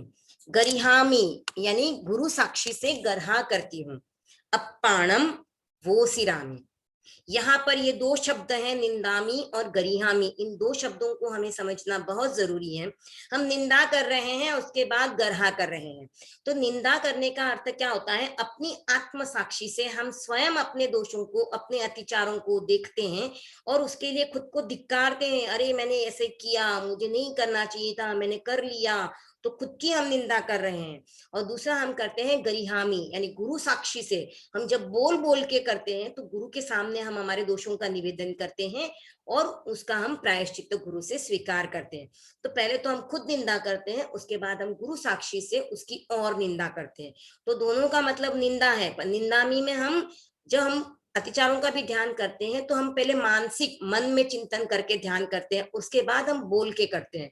तो पहले तो हम खुद उसका कर लिया जो भी हमें निंदा करनी है, फिर हमने गुरु के समक्ष वापस निवेदन किया अगर मेरे ये अत्याचार लगे हो तो उसके लिए मेरे पाप मिथ्या हो जाए, निष्फल हो जाए। तो ये हम आलोचना सूत्र में इस तरह से हम हमारे जो भी दुष्चिंतन, दुर्भाषीय, दुच्चिट्टीयस यानी मन वचन शरीर की अगर कुछ भी खराब प्रवृत्ति या दुर्प्रवृत्ति हमसे हुई है, दुष्प्रवृत्ति हुई है, तो उसके लिए हम आलोचना ले रहे हैं। ठीक है, इसमें किसी को कुछ डाउट है?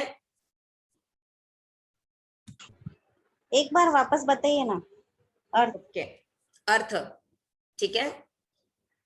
तस्स यानी उन, यानी पहले से मेरे जो लगे हुए हैं, सवस्स सभी प्रकार के, देवसीयस यानी दिवस संबंधी, अय्यारस यानी अतिचार, दोष जो भी मेरे व्रतों में जो मैंने व्रत लिए थे उनमें अगर मेरे कोई अतिचार लगे हैं, कोई दोषों का सेवन मैंने किया है, तो कौन कौन से दोष मैंने सेवन किए हो सकते हैं? तो दुश्चिंत्य, क्योंकि हम जो भी प्रवृत्ति करते हैं वो हमारी मन वचन और काया से ही होती है। ये तीन ही हमारे मीडियम है, इनसे ही हमारी प्रवृत्तियां होने वाली है। तो इन्हीं से रिलेटेड यहाँ पे आया है दुश्चिंत्य। अगर मैंने किसी के लिए खराब चिंतन किया है, मन में मेरे कोई बुरी भावना आ गई है। दुर्भाषीय यानी मैंने किसी के बारे में खराब भाषा बोल दी, खराब वचन बोल दिए। दुश्चिट्ठीयस यानी मैंने शरीर की कोई कुचेष्टा कर दी, यानी दुष्चेष्टा कर दी, खराब कुछ मैंने प्रवृत्ति कर दी। तो आलोयन, तो उसकी मैं आलोचना ले रही हूँ। परिक्रमा में निवृत्त हो रही हूँ। निंदामी यानी निंदा कर रही हूँ। गरिहामी गुरु साक्षी से गर्हा कर रही हूँ। अपाणम वो सिरामी, मैं मेरी आत्मा का विसर्ग कर रही हूँ। अब हम आत्मा को छोड़ते हैं क्या? अपाणम वो सिरामी बोल दिया तो हम आत्मा को नहीं छोड़ रहे हैं, हम आत्मा की बुरी प्रवृत्तियों को छोड़ रहे हैं। तो हम आत्मा की कषाय प्रवृत्ति को छोड़ रहे हैं और जो अशुभ योग है उनको छोड़ रहे हैं। तो इनका हम विसर्ग कर रहे हैं, इनका हम विसर्जन कर रहे हैं। तो ये हमने आलोचना सूत्र देखा है। आज मैंने एक सामायिक पाठ और करवाने का सोचा है, तो वो एक बार और ले लेते हैं अगर सबको कन्वीनियंट लगे। टाइम 10-20 होने आ रहे हैं। तो सामायिक पाठ का उच्चारण और एक कर लें अगर आप सबकी इच्छा हो तो, नहीं तो हम आज क्लास यहीं पे संपन्न कर लेते हैं।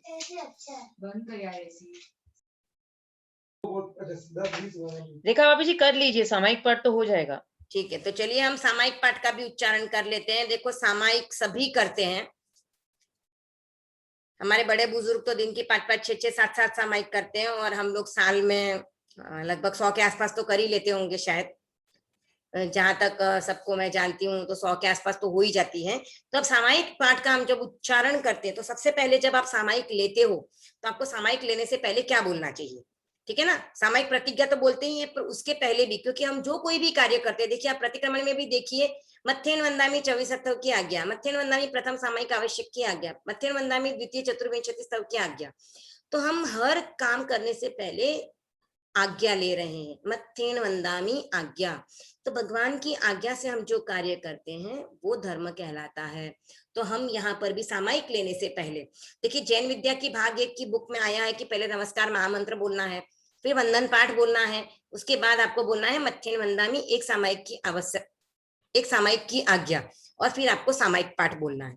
तो आप ऐसा भी कर सकते हो, और नहीं तो आप शॉर्ट में भी बोल सकते हो मथ्येन वंदामि, एक सामायिक की आज्ञा। अगर आपको इतना भी आपने बोल दिया तो भी आपकी आज्ञा आ गई है वहां पर। अगर आप नमस्कार महामंत्र बोल के करते हो तो भी बहुत अच्छी बात है, क्योंकि जितना नमस्कार महामंत्र बोलोगे उतना अच्छा ही है। तो जितनी बार बोलते हो आपका बेनिफिट ही है, तो नुकसान तो कुछ है नहीं है, पर जैसा आपको अनुकूल लगे आप आपकी आदत में डाल सकते हो। तो सामायिक प्रतिज्ञा का हम उच्चारण देखेंगे। सामायिक प्रतिज्ञा, करेमि भन्ते सामाय्यम सावज्जम जोगम पच्चखामी। जनरली पच्चखामी बोल देते हैं, पचखामी, पचखामी हो जाता है, पर पच्चखामी देखिए वहां पर डबल च है, फिर आधा क है, फिर ख है, तो पच्चखामी। मी छोटा है इसके लिए खा को थोड़ा लंबा लिया है मैंने, पच्चखामी। जाव नियमम मुहूर्तम एगम, मुहूर्तम है, मुहूर्तम नहीं है, मुहूर्तम एगम। पज्जुवासामि, पज्जुवा सामी दुविहम तिविहेणम करेमि भन्ते सामाय्यम सावज्जम जोगम पच्चक्खामि जाव नियमम मुहूर्तम एगम पज्जुवासामि दुविहम तिविहेणम न करेमि न कारवेमि न करेमि न कारवेमि मनसा वैसा कायसा मनसा वैसा कायसा तस्स भन्ते परिक्कमामि तस्स भन्ते परिक्कमामि निंदामि गरिहामि अप्पाणम वोसिरामि। एक बार वापस बोल लेते हैं। सामायिक प्रतिज्ञा करेमि भन्ते सामाय्यम सावज्जम जोगम पच्चक्खामि जाव नियमम मुहूर्तम एगम पज्जुवासामि दुविहम तिविहेणम न करेमि न कारवेमि मनसा वैसा कायसा तस्स भन्ते परिक्कमामि निंदामि गरिहामि अप्पाणम वोसिरामि। इसका अर्थ एक बार समझ लें। करेमि भन्ते यानी करती हूं भगवान। क्या करती हूं? सामाय्यम सामायिक करती हूं। सावज्जम जोगम सावध्य योग यानी पापकारी प्रवृत्ति, जिससे भी पाप कर्म का बंधन होता है वो सभी प्रवृत्तियों का पच्चक्खामि मैं प्रत्याख्यान करती हूँ। जाव नियमम यानी जब तक सामायिक का काल है, यानी नियम के अनुसार जितने समय तक सामायिक होनी चाहिए, तो हमारे आगमों में टाइम नहीं आया है सामायिक का, पर जिस प्रवृत्ति का या जिस उपासना विधि का टाइम नहीं दिया गया है उसका टाइम 48 मिनट लिया जाता है। तो यहाँ पर भी जो नियम के अनुसार उसका टाइम है वो है 48 मिनट। तो 48 मिनट तक तो उसको कहते हैं मुहूर्तम एगम, एक मुहूर्त तक। ये हमने यहाँ पे डाल दिया। अब यहाँ पर पहले गुरुदेव ने, पहले हम करते थे 2 या 3 सामायिक एक साथ करते थे, बीच में गुरुदेव ने ये दे दिया कि आपको एक सामायिक लेनी है, उसको पालना है, उसके बाद आपको दूसरी सामायिक पचकनी है, फिर वापस आप उसको पाल के फिर तीसरी सामायिक पचक सकते हो। लेकिन अब गुरुदेव ने वापस कह दिया है कि आप 2 या 3 सामायिक साथ में कर सकते हो। तो अब आप यहाँ पर एगम के बदले बीएम डाल दो, तय्यम डाल दो, चौथम डाल दो, तो फिर आपका वो चौथी सामायिक, 4 सामायिक, ऐसे आप जितनी सामायिक करनी है वो कर सकते हो। पर आप देखिए, आप जितनी भी सामायिक कर रहे हो, अगर आपकी मानसिक एकाग्रता उतनी रहती है तो ही आप 2 या 3 सामायिक कीजिए। अगर नहीं रहती है तो एक एक सामायिक करके उठिए और फिर दूसरी सामायिक कीजिए, क्योंकि हमें एक सामायिक की गिनती नहीं बढ़ानी है। हमें भली एक ही सामायिक करनी है, पर पुण्य श्रावक की तरह शुद्ध सामायिक करने का प्रयास करना है। तो हम अगर शुद्ध सामायिक करेंगे तो हमारी क्वालिटी अच्छी होनी चाहिए। अगर क्वालिटी है तो क्वांटिटी कोई मायने नहीं रखती है। क्वालिटी अच्छी है तो आप ऐसे ही तर जाओगे। पुण्य श्रावक क्वालिटी से ही तरा था, क्वांटिटी से नहीं हुआ था। तो हमें भी क्वालिटी लानी है हमारी सामायिक में। तो मुहूर्तम एगम, अगर 2 लेते हो तो बीयम, 3 लेते हो तो तय्यम करना है आपको। पज्जुवा सामी, पालन करूंगी। कैसे पालन करूंगी? दुविहम यानी 2 करण 3 है, करना, कराना और अनुमोदन। तो हमने यहाँ पर करना और करवाना को छोड़ दिया है, सॉरी त्याग लिया है। करना और करवाना को त्याग किया है और अनुमोदन को छोड़ दिया है।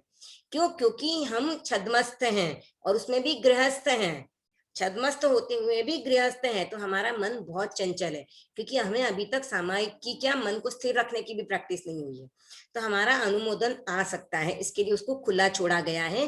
पर अगर कोई अच्छे से पालन करे तो वो तीसरा करण भी रोक सकता है। तिविहेणम, 3 योग से, 3 योग जो मैंने बताया, मन, वचन और काया से। तो हम जो सामायिक पचकते हैं वो 2 करण 3 योग से होती है, जिसको हम सीधे भाषा में समझे तो हम जो प्रत्याख्यान करते हैं वो 6 कोटि से करते हैं। जो हम भांगा 49 में बोल, अगर सबको पता है भांगा 49, तो उसमें कोटि के त्याग होते हैं।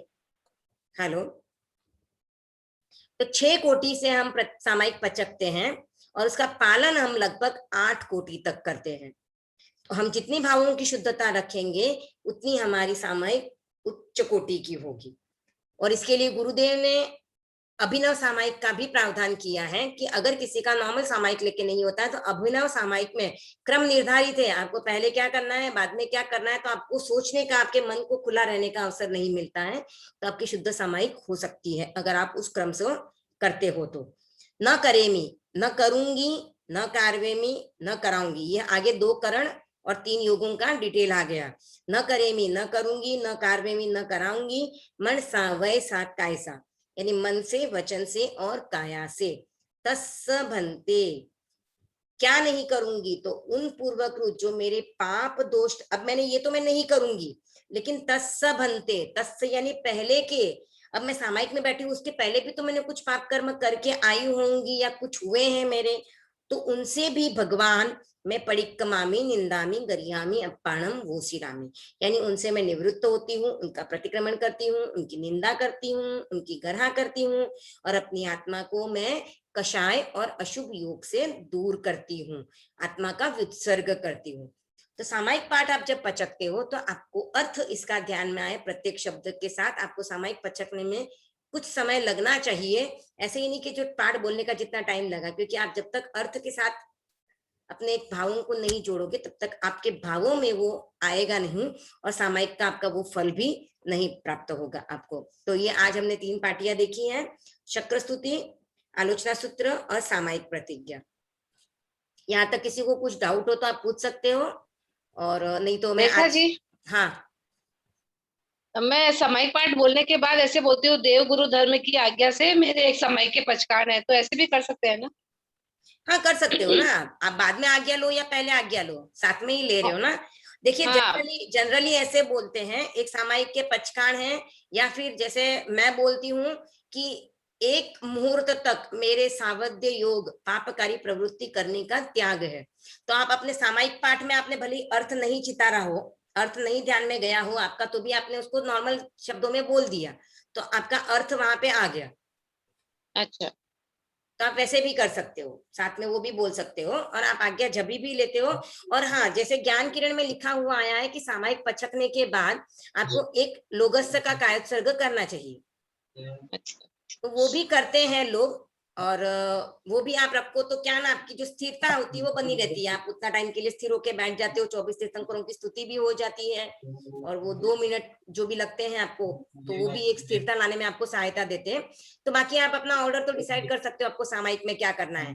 और जनरली लोग कैसे एग्जाम होती है, धार्मिक कोई एग्जाम दे रहे हैं, उस समय पे भी सामायिक लेके बैठते हैं, तो वो भी उनका एक क्रम अच्छा है कि वो उस हिसाब से सामायिक कर लेते हैं, तो पढ़ाई होती है, वो भी अच्छा ही है। पर आप ये रखिए कि एग्जाम के समय तो करते हो, बाकी एक सामायिक और अलग करने का उद्देश्य रखिए, जिनसे हो सके, क्योंकि सबके लिए कितना टाइम निकालना पॉसिबल हो, सबका अपना अपना सबको पता है। और किसका हैंड रेज हुआ था? हेलो रेखा जी। हाँ हेलो रेखा जी, बोलिए। रेखा जी, जय जिनेन्द्र। जय जिनेन्द्र। हाँ, मैं ऐसे बोल रही हूँ, अभी इस रात को सोते समय तो अपन आलोचना पाठ और क्षमा यातना पाठ, फिर जीवयोनि तीनों बोलते ही है। सुबह उठ के क्या बोलना चाहिए? यही बोल लो, सबसे बेस्ट है। सुबह में भी? हाँ, दिन भर का किया ना, वैसे रात भर का कर लो। सपने में किसी के साथ कुछ बुरा व्यवहार किया रहेगा, ओके ओके ओके, मन में कोई बुरे भाव तो आ ही सकते हैं ना, तो सुबह उठ के कर लो तो वो रात भर का हो जाएगा। जैसे देवसिक रात्रिक प्रतिक्रमण है वैसे है। और जनरली आप कैसे नियम बना सकते हो, सुबह उठ के आप नमस्कार महामंत्र का उच्चारण कर लो, लोगस्य का उच्चारण कर लो, जैसे मैंने लास्ट टाइम बताया था, वो 5 दिशाओं में करके रक्षा कवच बना लो, तो वो कर 5 दिशा में कैसे है? जैसे बताया था, पूर्व से स्टार्ट करना है आपको, फिर दक्षिण आएगा, पूर्व दक्षिण पश्चिम उत्तर, हाँ, और फिर वापस पूर्व में 5वां। ओके ओके, तो 5 बार बोलना चाहिए। सुबह में कि रात को? सुबह में बोल लो, क्योंकि रक्षा कवच बनाते हो तो आपको दिन भर में रक्षा की जरूरत पड़ती है। Okay okay, thank you. सुबह में बोल लो। और सामायिक पाठ बोलते हैं ना, तो उसमें आपने क्या बोला था, पहले नमस्कार मंत्र बोलना पड़ेगा?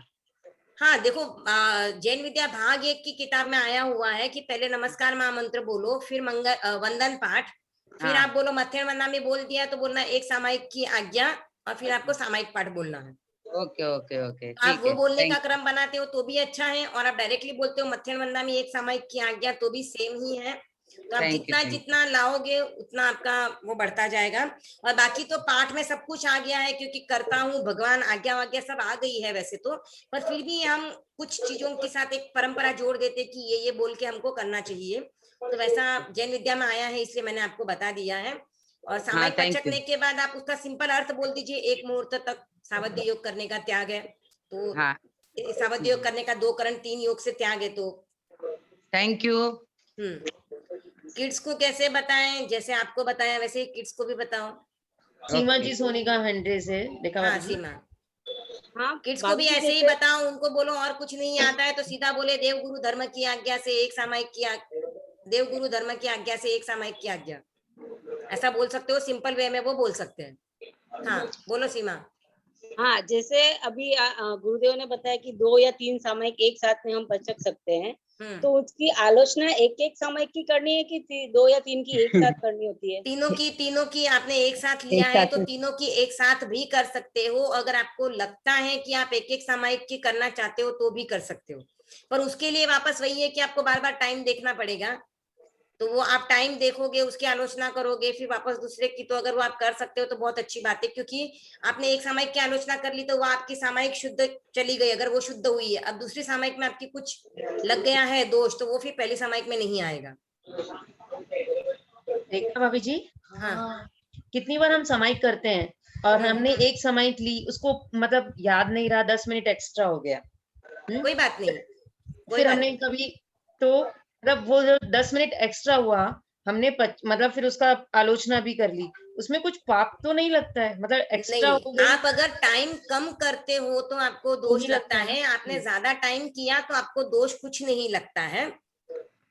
जैसे आपने 1 घंटे की मौन की है और आपने 1 घंटा 10 मिनट की मौन कर ली, तो आपका नुकसान कुछ नहीं हुआ, पर आपका टाइम कम नहीं होना चाहिए। आपको अवधि से पहले सामयिक को पूरा नहीं करना है। आप अवधि के ऊपर कितना भी चले गए तो आपको वैसे भी सामयिक करने के बाद कौन सा हम तीर मारने वाले थे, 50 मिनट में उठ भी गए तो कौन सा तीर मारने वाले हैं, तो कुछ फर्क नहीं पड़ा। 5 मिनट और बैठ गए शांति से तो कुछ नुकसान नहीं होने वाला है हमारा। उल्टा हम उसमें कुछ माला फेर लेंगे, कुछ पढ़ लेंगे, तो फायदा ही होने वाला है।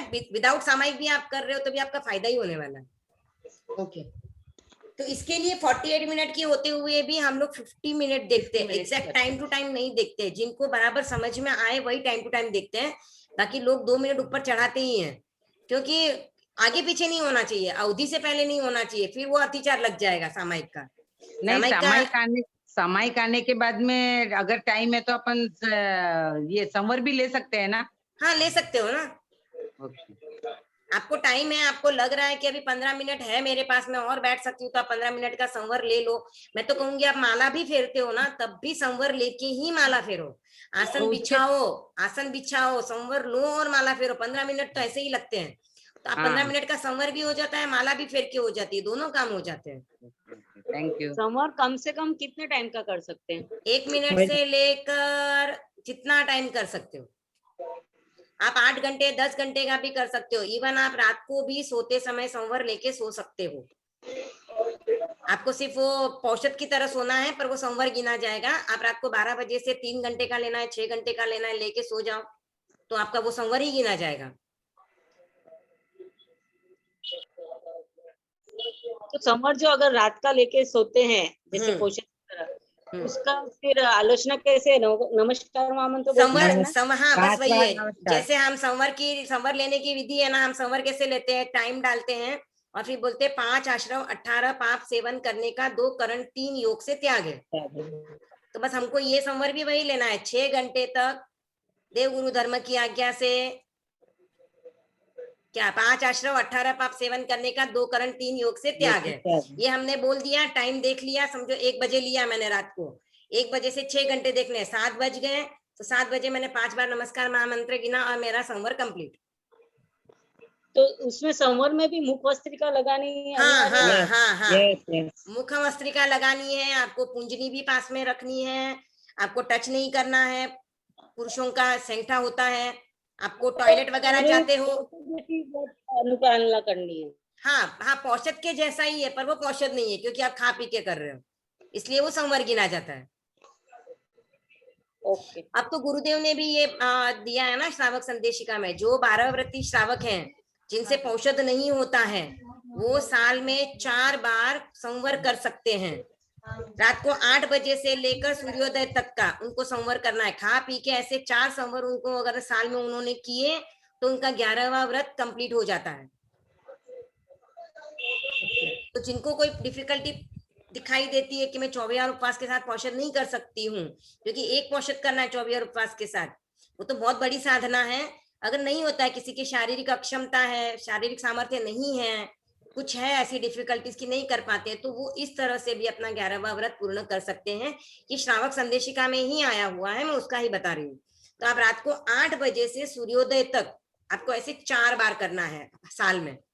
खा पी के कर सकते हो, संवर ही गिना जाएगा वो, पर आपका पौषध की पूर्ति कर देता है। और इसमें भी अगर आप टॉयलेट 2 नंबर कुछ करते हो तो उसका भी वो जो नॉर्मल प्रायश्चित है वो से पौषध की तरह उसका प्रायश्चित ले लेना है। जैसे आप 1 नंबर करके आते हो तो माला फेरनी है नमस्कार महामंत्र की, और अगर 2 नंबर किया है तो सामायिक आती है, तो वो है। बाकी इसका वो वैसा नहीं आता है जैसे चतुष्प्रहरी की 3 सामायिक दंड की आती है, वैसे दंड का नहीं आता है। और आता भी होगा तो मुझे आइडिया नहीं है, अभी तक मैंने पूछा नहीं है, तो मुझे ये बोला गया है कि मतलब आप कर सकते हो संवर। तो हम तो करते हैं, जब हम पर्युषण यात्रा में भी जाते हैं तो हम लोग रात को जब भी मन करता है, हम लोग निवृत्त हो गए उसके बाद हम लोग सब, मैं तो पौषध लेके सो जाती हूँ, पौषध सॉरी संवर लेके सो जाती हूँ, तो दोनों हो जाता है मेरे काम। सोना तो है ही है, संवर भी हो गया और वही आध्यात्मिक प्रवृत्ति में भी चले जाते हैं। तो जिससे जितना जितना हो सके वो आप कर सकते हो।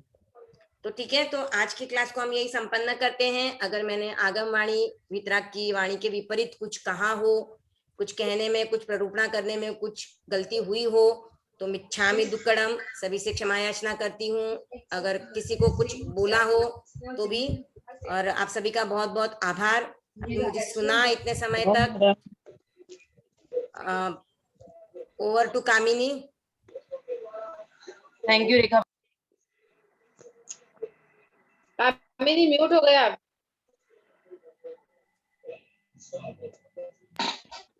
आभार रेखा भाभी जी आपका बहुत बहुत। आज आपने हमको बहुत सारी नई नई चीजें सिखाई, और सभी टीचर्स का जो इतने समय तक लगातार बने रहे। और थैंक यू रेखा भाभी जी, एक छोटे से लेकिन अच्छे क्विज के लिए। मैंने तो नहीं खेला लेकिन लग रहा था सबको मजा आ गया। तो हम चाहते हैं इस तरह का क्विज आप हर क्लास में रखें, वर्कशॉप में, तो टीचर्स जुड़ी रहेंगी। ट्राई करती हूँ। हाँ, नहीं वो क्विज का लिंक भेजिए, क्विज लिंक भेजिए वो तो बढ़ाइए वो मैं भेज देती हूँ ग्रुप में। मेरे को कम से करना कम ही है 20 क्वेश्चन का क्वेश्चन आंसर। कीजिए 10 के बदले। हाँ? ओके। क्विज के कम से कम 20 क्वेश्चन कीजिए। अच्छा ठीक है, चलो ट्राई करती हूँ। कृतज्ञोस्मि रेखा जी। ओम हाँ जी, अरहम। चलिए आज कार्यशाला। ओम आराम। ओम अरहम। थैंक यू रेखा भाभी जी, ओम अरहम। और सभी टीचर्स के लिए